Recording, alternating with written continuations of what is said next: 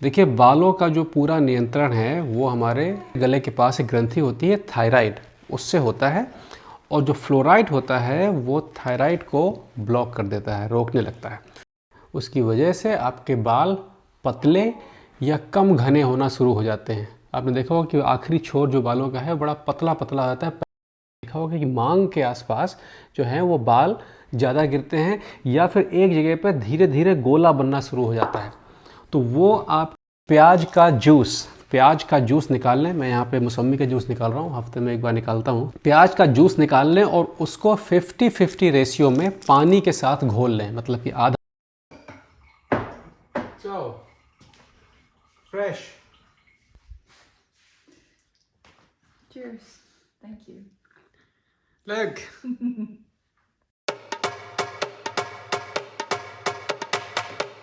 क्या खा लें, क्या पी लें, कौन सी दवाई लगा लें कि हमारे जो बाल गिर रहे हैं वो ना गिरें। देखिए, पहली चीज़ तो आप समझ लें कि जो बाल गिरता है उसको रोकने का एक ही तरीका है कि आप जो काम कर रहे हैं उसको करना बंद कर दें या कम कर दें। आम तौर पर बाल गिरना या कोई भी समस्या जो है आती वहीं से है जब आप कुदरत के नियम को बिगाड़ना शुरू कर देते हैं। बाल गिरना भी उनमें से ही एक चीज़ है। तो बहुत सारी चीज़ें ऐसी होती हैं कि अगर आप आग पे बैठे हैं और सिर के ऊपर बर्फ़ रख के आग के ऊपर बैठे ही रहेंगे और कहेंगे कि हमको शांति मिल जाए, तो नहीं मिलेगी, आपको आग से उठना पड़ेगा। तो ये बालों की समस्या में भी लगभग यही कहानी है कि कुछ चीज़ें हैं जो हम लोग करते हैं जाने में अनजाने में, उसकी वजह से बाल गिरने की समस्या शुरू हो जाती है। बाल गिरना एक सिग्नल होता है कि कुछ ठीक नहीं चल रहा है आपके शरीर के अंदर, तो उनको समझ लेते हैं। उसके अलावा जो आपने डैमेज किया है, मतलब कि जाने या अनजाने में बालों के प्रति, उसको कैसे सुधारा जाए घरेलू चीज़ों से। क्योंकि दवाइयाँ जो होती हैं उनको हमेशा लास्ट पॉइंट पर रखना चाहिए। मतलब कि दवाइयों का प्रयोग तब होना चाहिए या तब किया जाता है यहाँ पश्चिम में जब आपका शरीर उस चीज़ को खुद नहीं सही कर पा रहा होता है। ठीक है, तो पहली चीज़ ये समझ लें कि बाल जो झड़ता है, सबसे कॉमन चीज़ जो भारत में है बाल झड़ना, कि आप किस पानी से नहाते हैं। पानी को साफ़ करने के लिए एक केमिकल का इस्तेमाल किया जाता है, उसे कहते हैं फ्लोराइड। फ्लोराइड जो होता है वो दांतों की सफ़ेदी के लिए तो अच्छा होता है, लेकिन बालों की हालत के लिए बहुत ख़राब होता है। बाल जो होता है वो लगभग 95%, 100 में 95 प्रोटीन का बना होता है, और फ्लोराइड जो होता है प्रोटीन को काटता है। उसकी वजह से आपके बाल पतले या कम घने होना शुरू हो जाते हैं। आपने देखा होगा कि आखिरी छोर जो बालों का है बड़ा पतला पतला होता है। पहले जब जवान थे या पहले जब सही थे तो बिल्कुल मोटा मोटा हुआ करता था, तो वो फ्लोराइड की वजह से होता है। और फ्लोराइड कहाँ से आता है? आम तौर पे जो नलों में पानी आता है, मतलब जो नदियों से या कहीं और से सरकारी पानी जो आता है, जो साफ़ करके आपको दिया जाता है, उसमें फ्लोराइड मिलाया जाता है। फ्लोराइड की वजह से वो पानी पीने योग्य हो जाता है और उसका इस्तेमाल किया जा सकता है। लेकिन वो फ्लोराइड आपके बालों को ख़राब करना शुरू कर देता है। तो पहली चीज़ है कि अगर आपके घर में ज़मीन से निकलने वाले पानी के संयंत्र लगे हैं, जो पंप वगैरह होते हैं, तो उस पानी से आप नहाएं, बिल्कुल सीधा निकले हुए पानी से। और जो सरकारी नल का पानी होता है उससे ना नहाएं। हैंडपम्प के पानी से नहा सकते हैं क्योंकि उसमें और बहुत सारे एंजाइम्स, बहुत सारी और चीज़ें होती हैं। तो पहली चीज़ है कि आप सरकारी नलके के पानी से ना नहाएं, उससे आपका बहुत काम बन जाएगा। और जो लोग फव्वारे से, शावर से नहाते हैं, उनके घर में सीधा कनेक्शन है कि सरकारी पानी भी आता है और आपके पंप का पानी भी आता है, तो उनको एक विशेष तरह का फव्वारा शावर ख़रीदना होता है जो कि फ्लोराइड को छान देता है। लेकिन ये सब बहुत महंगे आइटम होते हैं। बेहतर है कि हैंडपम्प के पानी से नहा लें, या फिर जो ज़मीन का निकला हुआ, आपका खुद का निकाला हुआ पानी, सरकारी पानी भरोसा ना करें, उससे नहाएं। तो आपके बालों के पतले और हल्के होने की समस्या जो है वो काफ़ी हद तक कम हो जाएगी। अब ऐसा होता क्या है फ्लोराइड के अंदर कि जिससे कि बाल पतले होना शुरू हो जाते हैं? देखिए, बालों का जो पूरा नियंत्रण है वो हमारे गले के पास एक ग्रंथि होती है थायराइड, उससे होता है। और जो फ्लोराइड होता है वो थायराइड को ब्लॉक कर देता है, रोकने लगता है। उसकी वजह से हाइपोथायराइड की एक कंडीशन बन जाती है जो कि बालों को और ग्रो नहीं होने देती है या तेज़ी से ग्रो नहीं होने देती है। उसकी वजह से आपके बाल पतले होने लगते हैं और धीरे धीरे कमज़ोर हो जाते हैं। कमज़ोर जब होने लगते हैं तो फिर वो पानी के और हवा के और बार बार छूने से धीरे धीरे वो झड़ जाते हैं और एक बाल की उम्र भी बहुत ज़्यादा नहीं होती है। तो आपको अपना थायराइड सही रखना है। उसके लिए सबसे, शरीर के अंदर की चीज़ बता रहा हूँ, शरीर के बाहर वाली भी बताऊँगा। उसके लिए ज़रूरी है कि आप फ्लोराइड से अपने बालों को काफ़ी दूर रखें। अगली चीज़ है जो हम लोग रोज़ इस्तेमाल करते हैं, ज़्यादातर रोज़ इस्तेमाल करते हैं और ध्यान नहीं देते हैं कि आपका जो शैम्पू है वो किस चीज़ का बना हुआ है। ज़्यादातर सस्ते शैम्पू जो होते हैं वो सल्फेट मिक्स करके बनाए जाते हैं। ये भी एक तरीके का केमिकल होता है और ये केमिकल जो होता है वो प्रोटीन को गलाता है। तो जो सस्ते शैम्पू हैं उनमें सल्फेट बहुत ज़्यादा होता है। तो जब आप शैम्पू ख़रीदने जाएं तो उसके पीछे पढ़ लें कि उसमें क्या क्या चीज़ें मिली हुई हैं, और अगर सल्फेट नहीं मिला हुआ है तो वो एक बेहतर शैम्पू है। ज़्यादातर जो महंगे शैम्पू होते हैं वो इसीलिए महंगे होते ही हैं, महंगे शैम्पू में इस तरह के केमिकल का प्रयोग नहीं किया जाता है। तो दो चीज़ें हो गई, कौन सा पानी और कौन सा शैम्पू। अच्छा, ऐसा भी नहीं है कि शैम्पू लगाते ही आपके बाल उड़ जाएंगे, ऐसा भी नहीं है। शैम्पू में जो एक केमिकल होता है वो बहुत कम मात्रा में होता है और वो धीरे धीरे बालों को ख़राब करता है। तो या तो आप महंगा शैम्पू बिना उस केमिकल वाला आप आ जाएं। मान लीजिए कि आप ऐसे इलाके में रह रहे हैं जहाँ पे जो शैम्पू मिल रहा है उसमें कुछ लिखा ही नहीं है, ये भी हो सकता है। तो ऐसा कर लें कि जो शैम्पू है उसका इस्तेमाल कम कर दें, मतलब कि आपको रोज़ शैम्पू लगाने की ज़रूरत नहीं है। शैम्पू का इस्तेमाल हफ्ते में 2 बार कर लें, बहुत से बहुत तो 3 बार कर लें। रोज़ आपको बाल शैम्पू से धोने की वैसे भी ज़रूरत नहीं है, तो वहाँ से आपकी काफ़ी बचत हो सकती है। तो ये तो था कि बाल पतले जो हो रहे हैं तो उसकी समस्या और झड़ रहे हैं। उसके अलावा एक और बहुत बड़ी समस्या ये है कि लोगों की चांद जो निकलना शुरू हो जाती है। सब मैं उम्र से पहले वालों की बात कर रहा हूँ, जो उम्र के बाद के हैं, मतलब कि जो 50 के हैं, वो तो उनके क्रोमोसोम्स में होता है कि भैया उनके परिवार में अगर बाल वाल गिर रहे हैं तो आपके भी गिरेंगे, उसका कोई इलाज नहीं है। लेकिन अगर आपके भरी जवानी में बाल गिरना शुरू हो रहे हैं, साइड से बाल जा रहे हैं, यहाँ से आप सलमान खान हुए जा रहे हैं, तो आपको देखना होगा कि आपके खाने पीने में दवाइयों की मात्रा कितनी है, क्योंकि जो दवाइयाँ आप खाते हैं हर एक दवा का साइड इफ़ेक्ट होता है। उस साइड इफ़ेक्ट में ज़्यादातर शरीर के अंदर एक एंजाइम होता है DHT, उसकी मात्रा बढ़ने लगती है जिसकी वजह से खाल जो है वो शुष्क होने लगती है। ज़्यादातर वो एक पैटर्न है लॉस में चलता है, मतलब कि जहाँ पर आपकी कंघी बार बार लग रही है उस जगह से वो बाल गिरना शुरू होते हैं। तो आपने देखा होगा कि मांग के आसपास जो है वो बाल ज़्यादा गिरते हैं, या फिर एक जगह पर धीरे धीरे गोला बनना शुरू हो जाता है। तो वो आपके खाने में, आपकी दिनचर्या में मौजूद दवाइयों की मात्रा या केमिकल की मात्रा पर निर्भर करता है। आज तो सब्जियों में भी इतना केमिकल होता है कि आप ये नहीं कह सकते हैं कि हम दवा नहीं खाते हैं तो हम केमिकल नहीं खाते होंगे, क्योंकि हमारे यहाँ, अपने यहाँ जैविक खेती का भी उतना रिवाज नहीं है। पहले, बहुत पहले था कभी, अब सब रासायनिक खेती होती है। तो उसकी वजह से आपके बाल गिरते हैं। तो कुछ मैं टिप्स बता देता हूँ, उसको लगाने से, घरेलू चीज़ें हैं उसको लगाने से आपको उसमें काफ़ी फ़ायदा हो सकता है। जब कोई फ़ायदा ना हो रहा हो और आपकी उम्र 35 के आगे निकल रही है तब दवाइयों पे जाइएगा, क्योंकि 35 के अंदर अंदर तक शरीर के अंदर इतनी सारी ताकत होती है कि वो वापस उसको अपना गेन कर सकता है। तो DHT यानी शुष्की से निपटने के लिए आप घरेलू चीज़ें कुछ इस्तेमाल कर सकते हैं जो कि आपके सभी के घर में मिल जाएंगी। सबसे पहली चीज़ ये है कि प्याज का जूस निकाल लें। मैं यहाँ पे मौसमी का जूस निकाल रहा हूँ, हफ्ते में एक बार निकालता हूँ इकट्ठे बैठ के बहुत सारा। प्याज का जूस निकाल लें और उसको 50-50 रेशियो में पानी के साथ घोल लें, मतलब कि आधा प्याज का जूस और आधा पानी। उसको बाल में ठीक से लगा लें, 15 से 20 मिनट लगा के बैठिए, उसके बाद नहा लीजिए। ये काम आपको हफ्ते में कम से कम एक बार करना है। उससे क्या होगा कि आपकी बालों की खाल जो है उसका DHT लेवल है वो कम होना शुरू हो जाएगा और वो कम शुष्की में रहेंगी, वो कम सूखी रहेगी। इसके अलावा आपको अगर प्याज में बदबू बहुत आती है तो ग्रीन टी का नाम अब तो बहुत सुन लिया होगा आप लोगों ने। ग्रीन टी को बाज़ार से ले आइए, हरी चाय वो है, उसका भी जूस, चाय को उबाल के वो निकाल लें और वो भी आधी ग्रीन टी और आधा पानी मिक्स करके बिल्कुल उसी तरीके से जैसे आपने प्याज का जूस लगाया है, बिल्कुल उसी तरीके से लगाकर नहा लें। प्याज के जूस में थोड़ी सी बदबू होती है और ग्रीन टी में कोई बदबू नहीं होती है, तो जिनको बदबू की समस्या है तो वो लगा लें, वरना प्याज तो हर घर में होता ही होता है ना। उसके अलावा एक अपने यहाँ भी पहले हुआ करता था, यहाँ पर आज भी होता है कि तेल से बालों की मालिश।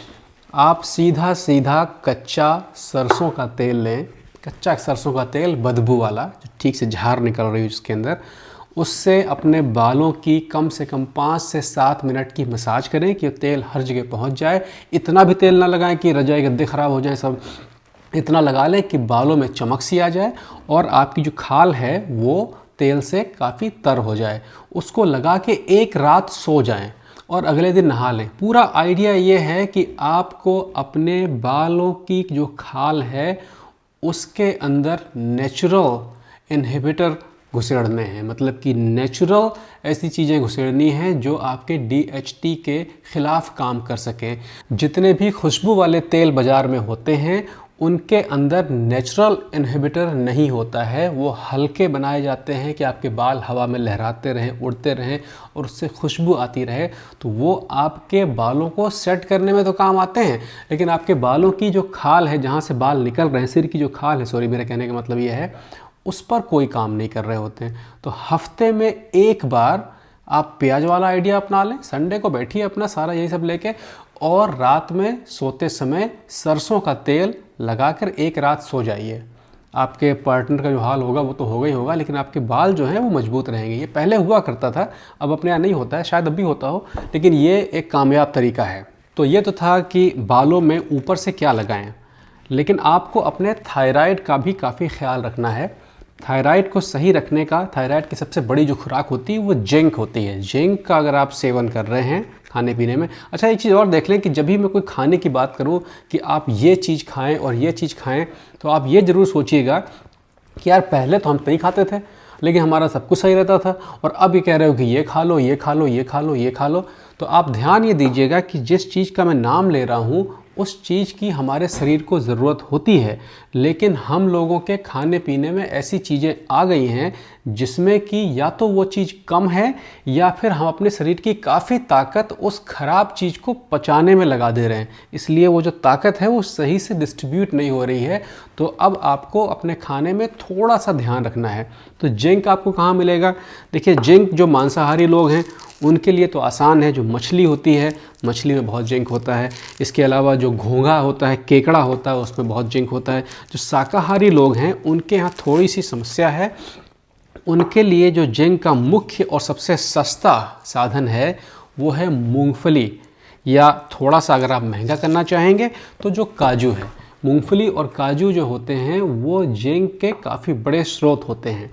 ख्याल ये रखें कि मूंगफली, काजू, बादाम, ये कोई भी चीज़ जो है सूखा जब तक रहेगा ज़्यादा एक्टिव नहीं होता है, क्योंकि हर चीज़ सूखी हुई होती है। आपने सूखा पाउडर बना के खा लिया दांतों से पीस के, और वो पाउडर थोड़ा बहुत काम करके निकल जाता है। तला अगर है तो वो किसी काम का नहीं है, वो तो और फैट लेके आ रहा है।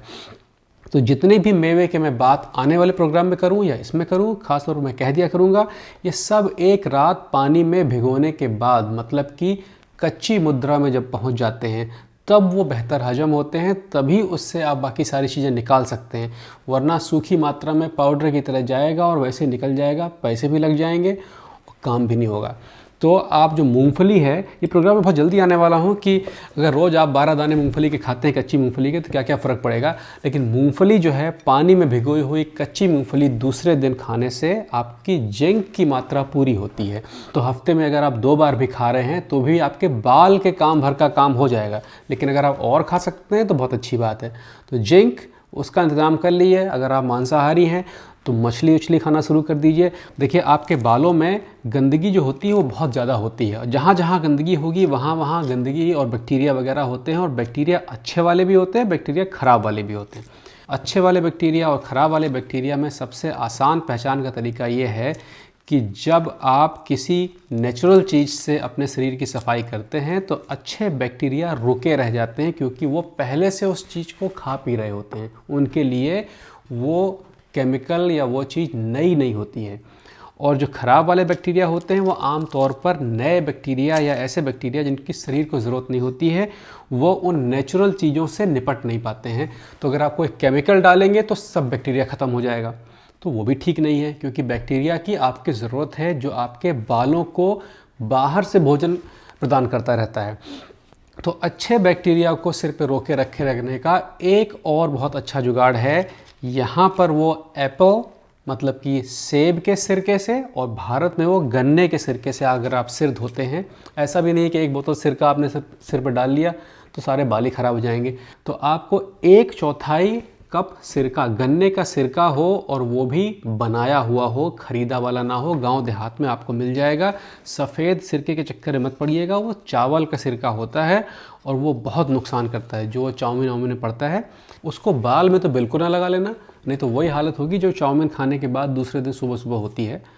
तो आप ऐसा करें कि गन्ने का जो सिरका होता है उसका 1/4 भाग, मतलब कि एक छोटा सा कप सिरका और 1 गिलास पानी, उसको घोल लें और उससे अपने बालों को ठीक से भिगोकर तौलिया बांध लें, और ठीक से भिगो के उसको बिल्कुल सिर पे बांध के 10-15 मिनट बैठ जाएं और फिर सिर को धो लें। अच्छा, मैं जितनी सारी जुगाड़ बता रहा हूँ ये सब एक ही दिन ना कर लेना। ये सारी चीज़ें आपके महीने भर की चीज़ें हैं। कभी ये करना है, कभी वो करना है, कभी वो करना है, कभी वो करना है, लेकिन हफ्ते में एक बार आप ध्यान दे लें तो आपको बहुत सारा काम हो जाएगा। तो इनमें से कोई भी चीज़ आप चूज़ कर लें और एक एक हफ्ते का प्लान बना के रखें। तो ये तो था कि गन्ने का सिरका बाल में लगाने से कैसे लगाना है, उससे क्या आराम मिलता है। उसके बाद एक बहुत महत्वपूर्ण एंजाइम है बायोटिन। बायोटिन का नाम आप लोगों ने बहुत सुना होगा। जिन जिन को बालों की समस्या है उन लोगों ने नाम ज़रूर सुना होगा कि हमारे बायोटिन की कमी हो गई है भैया। जितनी भी दवाइयाँ आप बालों से संबंधित खरीदेंगे आपसे कहा जाएगा कि इसमें बायोटिन है। देखिए, ये बिल्कुल बात सही है कि बायोटिन जो होता है वो बालों के ग्रोथ में बहुत ज़्यादा सहायक होता है। एक तरीके का एक इंजन लगा होता है समझ ली पीछे, लेकिन इसकी इतनी कम मात्रा में ज़रूरत होती है कि इसको आपको बाज़ार में बाहर से ख़रीदने की ज़रूरत नहीं है। आपके घर में बायोटिन बिल्कुल इफ़रात मात्रा में पड़ा हुआ, खाली उठा के चाटना भर है। तो बायोटिन कहाँ कहाँ से मिलेगा ये मैं आपको बता दूं, लेकिन बायोटिन की ज़रूरत आम तौर पर लड़कियों में बहुत ज़्यादा होती है, और उन लड़कों में होती है जो 30 की उम्र से पहले मोटे हैं और बहुत ज़्यादा बाहर का खाना खा रहे हैं। लड़कियों में क्यों ज़्यादा होती है? क्योंकि लड़कियों में जो पीरियड्स होता है उसकी वजह से उनकी बायोटिन की जो खपत है वो और दूसरी तरफ ज़्यादा होने लगती है। लड़कों में अगर आप बर्गर ज़्यादा खा रहे हैं, फ्रेंच फ्राइज ज़्यादा खा रहे हैं, आप आलू की टिक्की खा रहे हैं, चाउमीन खा रहे हैं और समोसे और चाय पी रहे हैं, तो आप जो अपना बायोटिन है उन चीज़ को हजम करने में खर्च कर डाल रहे हैं। तो आप धीरे धीरे बालों पे इफ़ेक्ट पड़ना शुरू हो जाएगा। बायोटिन का एक बहुत आसान, बहुत बढ़िया सा स्रोत है जिसको मोदी जी बहुत पसंद करते हैं, मशरूम, बादाम बायोटिन का एक बहुत अच्छा स्रोत है। कच्चा चना मतलब कि पानी में भिगोया हुआ चना बायोटिन का एक बहुत अच्छा स्रोत है। इन सब चीज़ों को लेकर अपने बायोटिन की खपत पूरी कर सकते हैं, जो कि बाज़ार से ख़रीदने की बिल्कुल ज़रूरत नहीं है। जब भी आप दवा लेने जाएंगे बालों से संबंधित, आपको बायोटिन का कैप्सूल मिलेगा, उसकी कोई ज़रूरत नहीं, वो आपके घर पे अफराद पड़ा हुआ है। और लास्ट, इंसुलिन, मतलब जिनको शुगर की समस्या है, जिनकी इंसुलिन ऊपर नीचे है, उनके बाल काफ़ी गिरते हैं। उसको मैंने लास्ट में इसलिए रखा है कि अगर आपको इंसुलिन की प्रॉब्लम है तो आप घर में अपने हाथ एक्चुअली कुछ नहीं कर सकते हैं। आपको अपने डॉक्टर के पास ही जाना होगा और आपका इंसुलिन लेवल, आपका शुगर लेवल जो है वो आपको सही रखना होगा। शुगर का मतलब कि खून में बहने वाले ग्लूकोज की मात्रा का जो लेवल है वो आपको सही रखना होगा। तो इंसुलिन शुगर के मरीजों में भी बालों की बहुत बड़ी समस्या रहती है। तो यार ये एक रफ़ आइडिया था कि बालों की केयर कैसे करें, क्योंकि केयर से ही आप बाल बचा ले जाएंगे। अगर आपको बालों के लिए दवा का नंबर आ गया है तो आम तौर पर बाल जब आपके इतना दूर तक गिरना शुरू हो जाए कि आपको दवा लेनी पड़ जाए तो उसमें मामला कुछ और होता है, केवल बालों की केयर का मामला नहीं होता है। तो आप यहाँ से शुरू करें, और अगर आप 35 के अंदर अंदर हैं तो आप बहुत कुछ बचा ले जाएंगे। कल मैं सोच रहा था यार कि हम लोग जब खाना बनाते हैं तो खाने में तेल डालते हैं। तेल का काम क्या होता है, क्यों डालते हैं? स्वाद के लिए डालते हैं? नहीं, ऐसी बात नहीं है, क्योंकि जितने भी रिफाइंड तेल होते हैं उनमें कोई स्वाद नहीं होता है। स्वाद घी में हो सकता है, स्वाद सरसों के तेल में हो सकता है, लेकिन अगर आम तौर पर मध्यवर्गीय भारत में इस्तेमाल होने वाले लोग लगभग 50% मैं कह सकता हूँ रिफाइंड ऑयल का इस्तेमाल करते हैं, पॉम ऑयल का इस्तेमाल करते हैं, या फिर सूरजमुखी के रिफाइंड तेल का इस्तेमाल करते हैं। उस तेल का कोई स्वाद नहीं होता है। तब फिर खाने में तेल की ज़रूरत क्यों पड़ती है? बिना तेल का खाना स्वादिष्ट क्यों नहीं होता है? तो ऐसा करते हैं कि कल एक बार खाना बिना तेल का बना के देखते हैं, पका के देखते हैं। खाना पूरा नहीं बनाएंगे, केवल पका के देखेंगे कि तेल एक्चुअली खाने में करता क्या है। आज का यही तक का था। ख्याल रखिए अपना। कल या परसों देखिएगा कि तेल क्यों ज़रूरी है खाने में। ये ज़रूरी भी है, उसके बिना काम नहीं चलेगा। ऐसे नहीं तेल सब खा रहे हैं पूरी दुनिया भर, है ना, लेकिन कैसे खाना है, कितना खाना है, वो देखना ज़रूरी है। फिर मिलते हैं, ख्याल रखिएगा अपना।